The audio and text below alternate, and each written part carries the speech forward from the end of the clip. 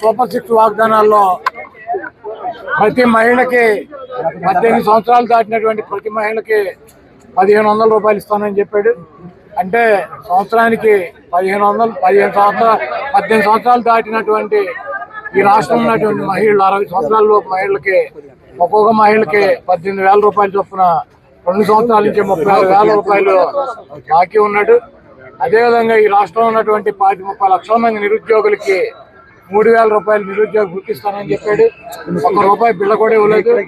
వాళ్ళకి 30 లక్షల మంది నిరుద్యోగులకి మరి 72,000 రూపాయలు ఆయన బాకీ ఉన్నాడు. అదేవిధంగా ఈరోజు నిరుద్యోగులకి డిఎస్సి ఎగ్జామ్స్ పెట్టి నేను మెగా డిఎస్సి పెడతానని చెప్పి గతంలో వైఎస్సీపీ ఉండగా 10,000 మందికి మెగా డిఎస్సి పెడతా వాటిని క్యాన్సిల్ చేసి ఇంకొక 6,000 మందిని కలిపి 16,000 మందికి డిఎస్సి ఇచ్చానని గొప్పలు చెప్తున్నటువంటి ఈ ప్రభుత్వం జగన్మోహన్ రెడ్డి గారు అడుగుతున్నటువంటి ఏ క్వశ్చన్కి కూడా ఆన్సర్ చెప్పేటువంటి పరిస్థితి లేదు. ఈరోజు నిరుద్యోగులకి సక్రమ మార్గంలో ఇవ్వాల్సినటువంటి ఉద్యోగాలను కూడా మరి బంధుప్రీతితో పార్టీ ప్రీతితో డబ్బు మీద మమకారంతో మరి నిజంగా కావాల్సినటువంటి వాళ్ళకి అన్యాయం చేసి ఈరోజు వాళ్ళ డిఎస్సి ఉద్యోగులు పొట్ట కూడా కొట్టినటువంటి ప్రభుత్వం ఈ ప్రభుత్వం. అదేవిధంగా ఈ రాష్ట్రాన్ని అనేక రకాలుగా అభివృద్ధి చేస్తాను, నేను సంపద సృష్టిస్తానని చెప్పాడు. సంపద సృష్టించేది ఏం లేదు.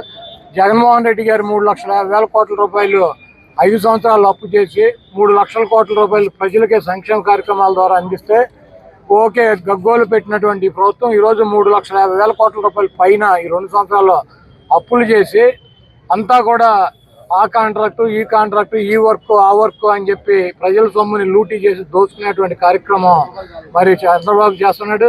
సంపద నేను సృష్టిస్తానని చెప్పి ఇప్పుడు అధికారంలోకి వచ్చినాక చెబుతున్నాడు చంద్రబాబు నాయుడు గారు.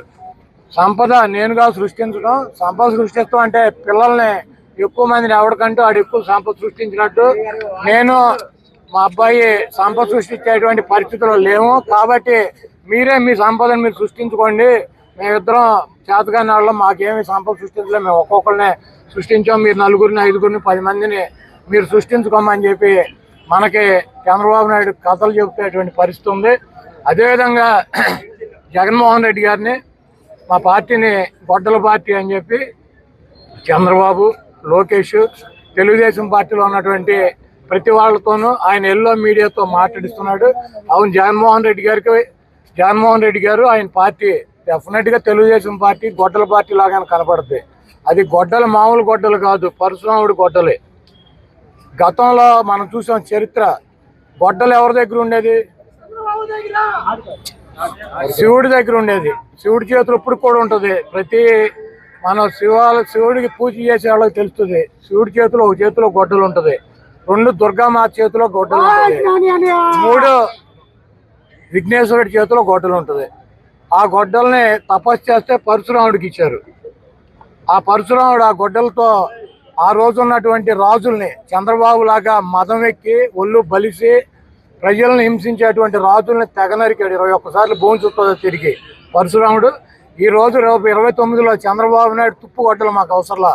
ఈ రోజు చంద్రబాబు నాయుడు గొడ్డలతో సంబంధం లేకుండా ఈ రాష్ట్ర ప్రజలు 2029లో పరశురాముడి గొడ్డలు జగన్మోహన్ రెడ్డి గారికి అందించబోతున్నారు.